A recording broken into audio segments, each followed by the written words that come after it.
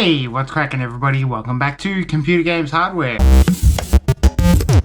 Guys, I am back from Christmas break. I've been down at the beach having a few beers, relaxing with the family, going to the carnival, having a really good time. So I am back. I just want to wish you all a safe, happy and prosperous new year. We had a big one in 2025 and I really appreciate you sticking around and supporting the channel. It truly means a lot to me. And stick around for 2026 because we got a lot of stuff coming. We've even got some new t-shirts and stuff on the way. They should be arriving this week, so I'll be able to show you them next week or so maybe. So hoping that all goes well. So we've got a lot of things coming, but before we look forward into 2026, I want to look back at the best PC games of 2025. Let's get straight into it with number 10. At number 10, I've got the Mortal Kombat Legacy Collection. I really love this collection. It's a really nice and tight package with all the really detailed character bios. You got a really awesome documentary about the creation of Mortal Kombat. You've got training sessions where you can, finally learn to do all the fatalities that you could never do, all the moves that you could just never pull off. And I'm pretty old. I remember standing there from the very start with my gold coin waiting to play at the arcades. Now, because of that, unfortunately, I know how some of these games feel. Why it's not higher on the list is because of some of the games just didn't have that arcadey gameplay experience. There was a little bit of lag. There was a little bit of other stuff that was just letting it down a little bit. This one was really for me a nostalgia purchase. I bought this one for all the feels and it supplies that in droves. It was really fun to go back and play through some of these games, and they have patched it now. So there was some sound issues that they fixed, input latency and all that sort of stuff. For collections value, I would recommend this game. That is Mortal Kombat Legacy Collection. At number 9, we have Terminator 2D No Fate. This is a 2D side-scrolling action-adventure game that is surprisingly faithful to the T2 film.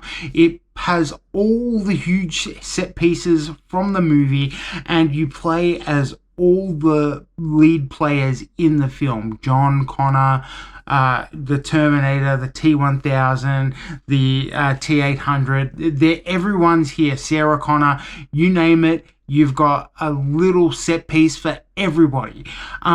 It really recreates the movie faithfully. So it is just from a go to woe from start to finish. I had a really good time with this. Unfortunately, it's just a little too short for the money that you pay for it. This could have been a really big, long saga, but it's just really, really short. However, while it's short, I was smiling from ear to ear throughout my whole playthrough. That's why it is number 9 on the list. At number 8, guys, we've got Hollow Knight Silksong. So hard. This game is so hard. I love Silksong. Team Cherry really did an excellent job of improving the gameplay. It really feels snappy and responsive. My first thought when I picked up the controller was that it felt Mega Man-like. It really feels nice in the hand. Now, the difficulty ramps up real quick. It's sneaky, this one. The first couple of levels, the first hour or so, you're like, okay, I can do this. This is really fun, but you notice when the tutorial is over because things get hard real quick. You'll be able to see that in my gameplay there. I got stuck on like the second or third boss, and it was basically at the end of the tutorial, and I was like, oh man. You're probably saying, well, why is it on your list now? Well, the big thing about this game is you get a ton of game for your money. This thing's like $30 or so, and you get a bigger game than Hollow Knight. So this is really well worth the money. Also, if you're a bit worried about the difficulty level, you can try this on Game Pass for the same price as the game, and it's on special right now. You can get it for like under $25, so it is well worth it. It's an excellent game just to have on your desktop to put in some hours and get good. So that's why it is number 8 on my list. At number 7, we've got Clair Obscur Expedition 33. Game of the Year, number 7 on my list. Is this my hot take? Well, not really. You guys know that I love a good turn-based action RPG. And this game has one of the best mechanics that I've seen in ages. Turn-based combat with a parrying system on your enemy's turn just changes the game. I really hope that games like Final Fantasy 17 take notice of this, because this is the type of gameplay that I want to see in that, not like third-person action. This was really a revelation. Now, again, much like Silksong, I just didn't give this one enough time. I put it down at some point and never picked it back up, and then all the buzz around it started to materialize. I'm like, crap, this is going to be Game of the Year. So I have determined that I will play this on stream. So I'm going to start from the start and really have a crack at this, just because I didn't give it enough time. That's why it's a little bit lower on my list, but join me for a playthrough of Clair Obscur Expedition 33, number 7 on my list. At number 6, we have Doom: The Dark Ages. Man, Doom just keeps showing up. It's just one of those really reliable games that you can count on to just be a really good time.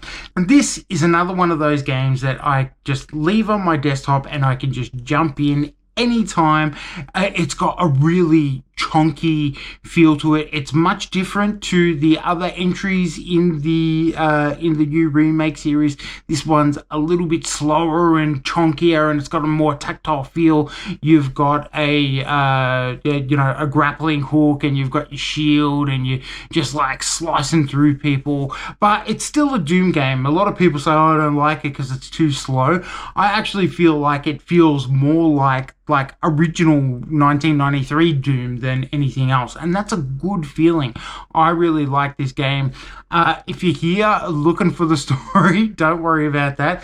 This is one of the few games where I'm just happy to press that skip button right through, because I don't care where the Doom guys' origins are from. The story's so sort of like, flaccid and sort of, passive anyway, that I don't care about that. I just want to boot in. I was like, booting it up, going, just want to kill something. Like, let's get into it. And Doom delivers. You've got that really classic, like, overwhelming feeling, but then you're, super OP and you can just slash through them. It's really a rewarding and satisfying gameplay loop. That's why Doom: The Dark Ages is number 6 on my list. Hey, just want to jump in here and say, if you're enjoying the content on computer games hardware, please chuck us a like, share, and subscribe. Watching the videos really helps me out. Big happy new year to all our OGs and all our new subscribers. Really appreciate you being here.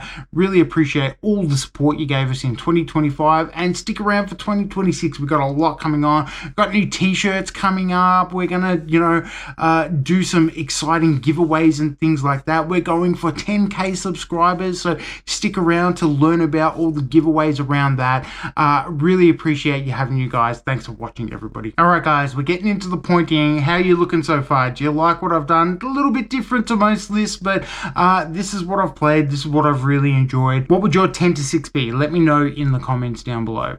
At number 5, we've got Metal Gear Solid Delta Snake Eater. One of my favorite games of all time, remade. I don't know if you'd really call it a remake. It is updated in Unreal Engine 5. You got the classic story, you got the original voice cast and all that sort of stuff.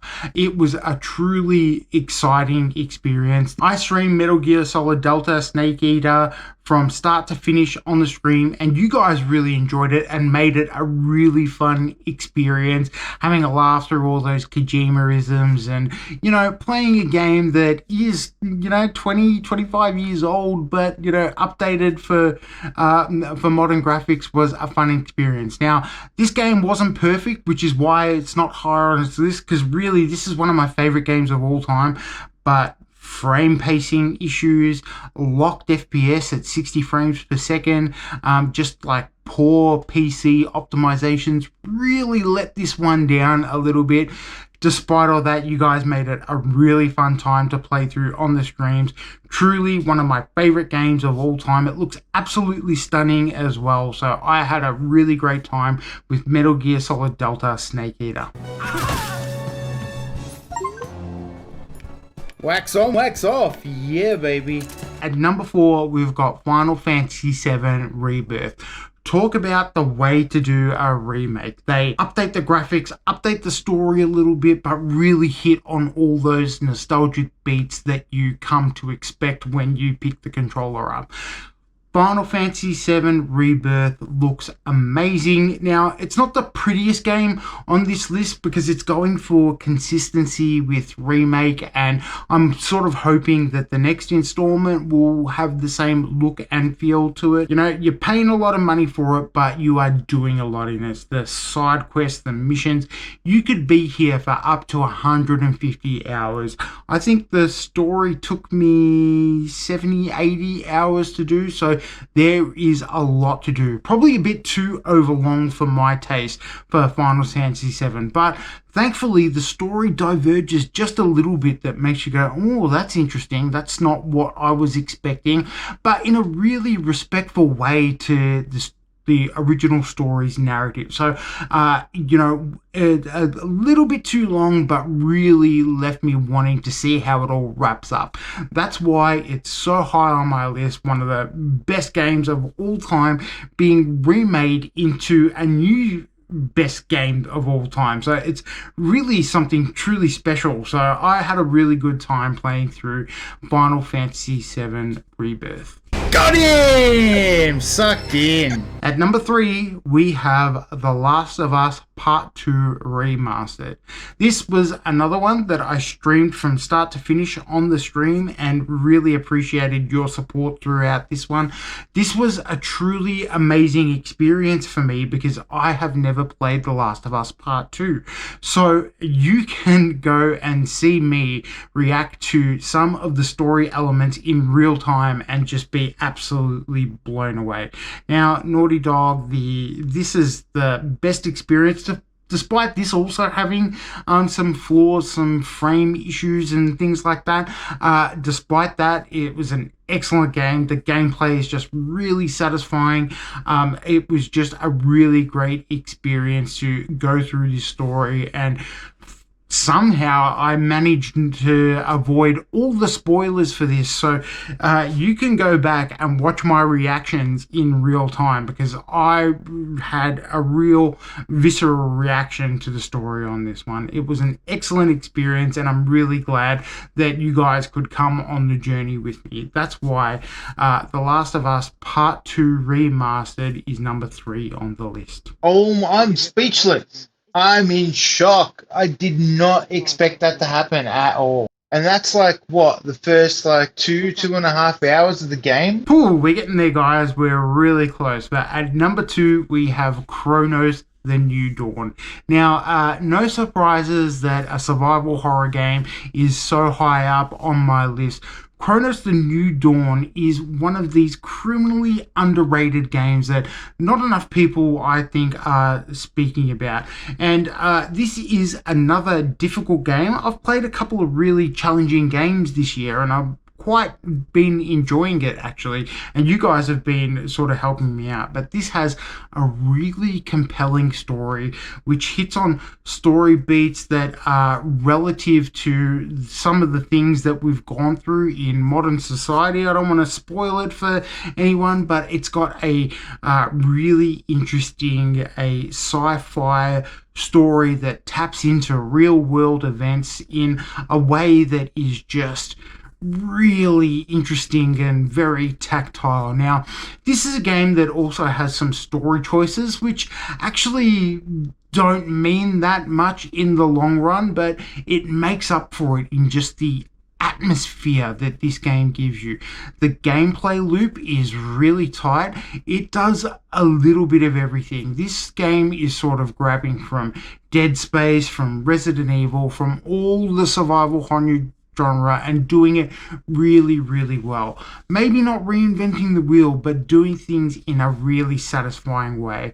The challenge on this one was really how I like it. It was difficult, but it seemed doable. So even though I was failing a couple of times, I'm like, I can see if I can just get here and get my shot off. It felt actually doable. Now that was right up until the end, and the final couple of bosses really ramp it up to 11. So just being warned of that. But if the difficulty level is a concern for you in this game, Blooper Team have announced a story mode for this game. So there is a recent update with the story mode, so you'll be able to experience the story.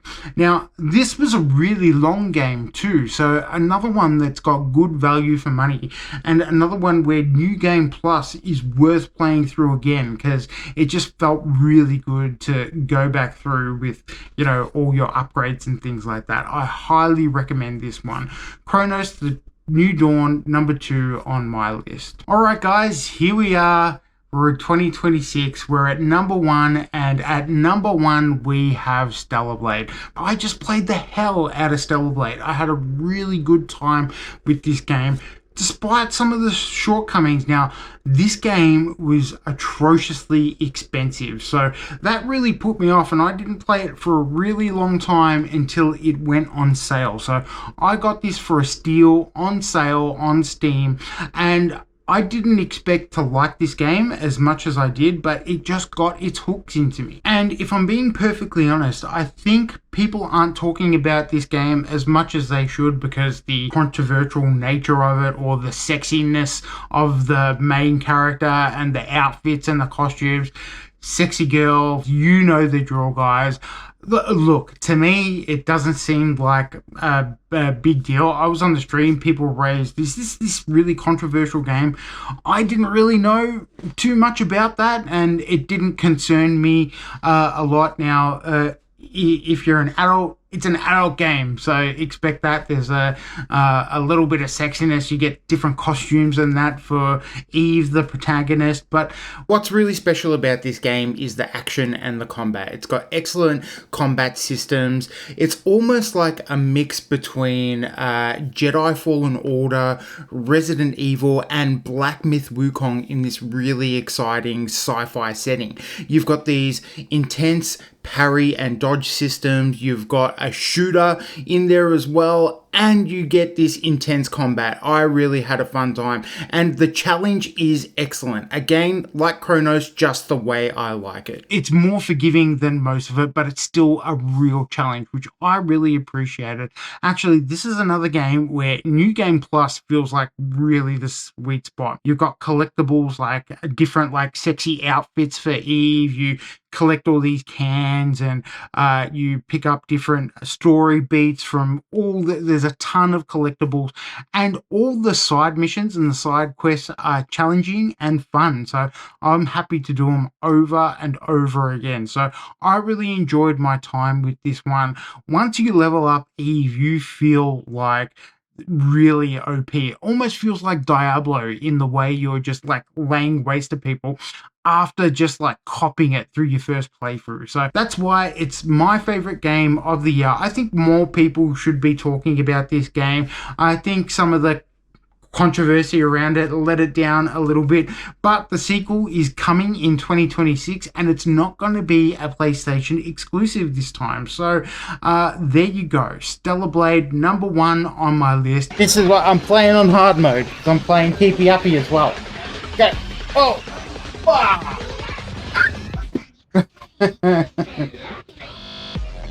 Alright, come on, go, Keepy Uppy. Boom. I'm going to try and beat this game and play Keepy Up. Here we go, guys. Go.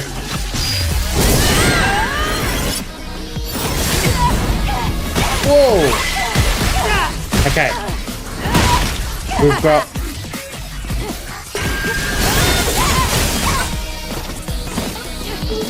Are you careful, mate? Oh, we got her! Yes, we did it! Don't touch. Oh! We got her! Yes! That was difficult. I was playing keepy uppy too. Come on, mate. Go. Whoa! I'll have to watch these cut things later. Anyway, what do you guys think? What would you swap out? What would you put in? Did I get it wrong? What do you think? What are some of the best games that you guys played through 2025? Let me know in the comments down below. Anyway, that's going to do it for this one, guys. Thank you very much for watching. If you're having a good time with computer games hardware, stick around. We've got plenty of stuff coming in the new year. We're going to look at some of the new tech, some of the CES stuff that's coming up. And, you know, I'm really excited for the year ahead. So appreciate you all. I've had a really good time making this one, guys. I hope you've had a good time watching it, and I will see you in the next one. Thanks for watching. See you next time.